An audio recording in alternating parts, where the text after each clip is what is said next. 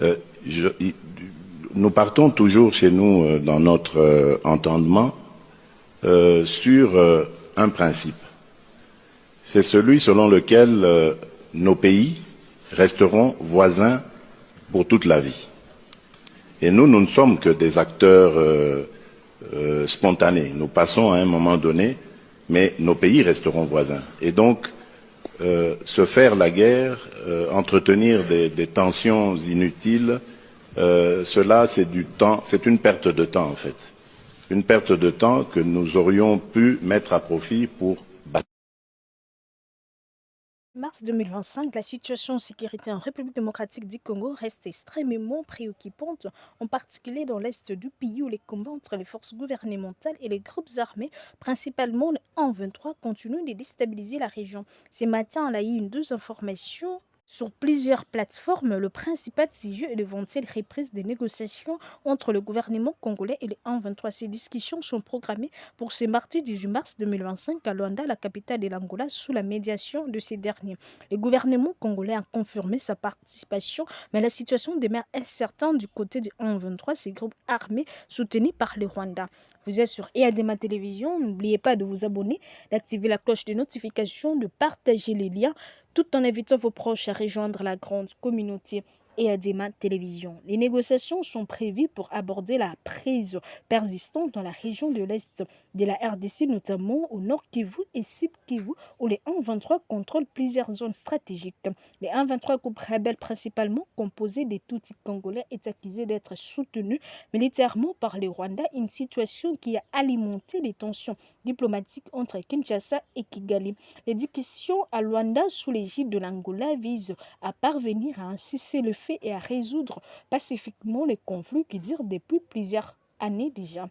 L'Angola, avec son président Joao Lorenzo, s'efforce de jouer un rôle de médiateur neutre cherchant à apaiser les tensions régionales, notamment en facilitant les discussions entre les parties en conflit. Cependant, un obstacle majeur se dresse sur la route de ces pourparlers. La menace des boycotts de 1-23, on a vu ces groupes rebelles exprimer son mécontentement face aux sanctions imposées par l'Union européenne contre plusieurs de ses responsables ainsi que les responsables rwandais liés à l'AFC. Et au 1-23, l'Union européenne a récemment annoncé de nouvelles sanctions économiques et diplomatiques, notamment des interdictions de voyager et de jet d'avoirs visant certains dirigeants rwandais et membres du 1-23. Ces sanctions sont ravivées par les tensions entre les 1-23 et les acteurs internationaux, notamment le Rwanda qui est accusé par la RDC de soutenir ces groupes armés. Les 1-23 pour sa part considèrent ces actions comme une provocation, une tentative de manipulation extérieure, ce qui a alimenté la restriction à participer aux pourparlers. Les sanctions imposées par l'Union européenne soulignent l'influence du Rwanda sur le 1-23 et l'interconnexion complexe entre les intérêts régionaux et internationaux. Les autorités congolaises accusent le Rwanda de soutenir directement le 1-23, ce qui a exacerbé la méfiance et complique les efforts diplomatiques. Le Rwanda, quant à lui, rejette ces accusations et affirme qu'il n'a pas d'implication directe dans le conflit. La réticence du 1-23 à participer aux pourparlers met en lumière la dépendance de ces groupes à l'égard du soutien rwandais et souligne le rôle clé de Kigali dans cette crise. Les sanctions européennes qui visent non seulement le membre du 1-23, mais aussi les responsables rwandais ont donc des répercussions importantes sur la dynamique des négociations. Malgré les tensions et les boycotts possibles du 1-23, la médiation angolaise reste optimiste.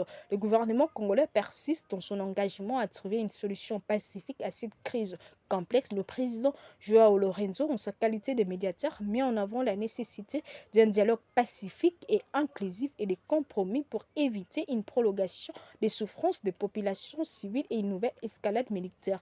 Le médiateur angolais continue d'espérer que malgré les difficultés, les discussions peuvent conduire à une désescalade des violences et à un accord qui permette la stabilisation de l'Est de la RDC. Cependant, la persistance de tensions, l'implication d'acteurs extérieurs comme le Rwanda et les boycotts du 1-23 compliquent les perspectives de succès de ce pourparlers.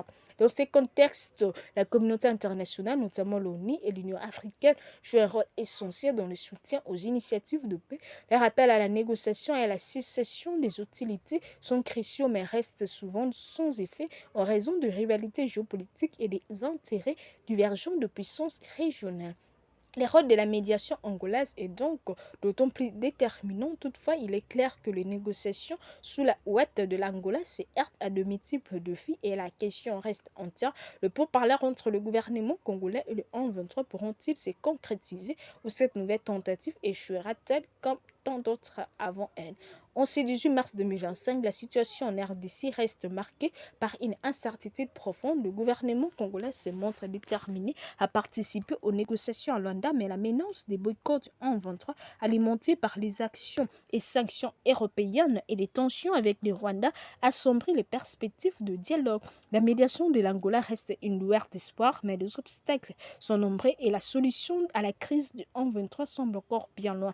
La communauté internationale, le Rwanda et la RDC devront faire face à des choix cruciaux pour éviter que cette situation ne se transforme en un conflit prolongé et encore plus dévastateur pour la population civile. Du FCC dirigé par Joseph Kabila incarne un bloc politique puissant en République démocratique du Congo. L'Alliance regroupe plusieurs partis et personnalités influentes, notamment au sein du Parti du peuple pour la reconstruction et la démocratie, pépardé dans la déclaration.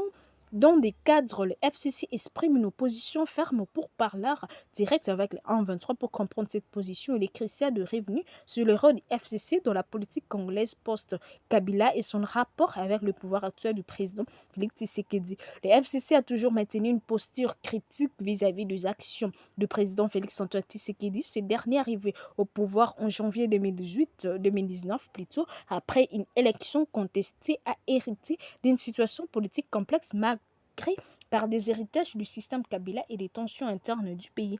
Les relations entre les deux camps ont été tendues en raison de l'opposition du FCC à l'élargissement des discussions politiques à certaines réformes proposées par Félix Antoine Tshisekedi. D'un côté, le FCC a des réserves sur la manière dont la situation militaire du Nord Kivu est gérée, y voyant une gestion diplomatique défiante, voire une complexité tacite avec certains groupes armés. Le 1-23 est perçu par le FCC comme un allié direct du président Félix Tshisekedi, un stratégique de son projet de stabilité dans l'est du pays. D'autres membres du FCC accusent le président Félix Antoine Tshisekedi de n'avoir pas respecté les engagements pris lors de précédentes négociations avec les 1-23 et d'avoir permis d'une certaine relance des activités du groupe, notamment à travers de manœuvres militaires jugées controversées. C'est sur base de cela que le FCC refuse de voir les 1-23 comme un interlocuteur légitime pour des négociations officielles avec le gouvernement. Ces blocs considèrent plutôt les 1-23 comme un groupe armé en position de négociation avec l'État congolais, une position qui pourrait renforcer les dissensions internes. C'était EADMA Télévision, merci de nous avoir suivis. N'oubliez pas de vous abonner, d'activer la cloche de notification, de partager les liens tout en invitant vos proches à rejoindre la grande communauté EADMA Télévision. On se retrouve très prochainement.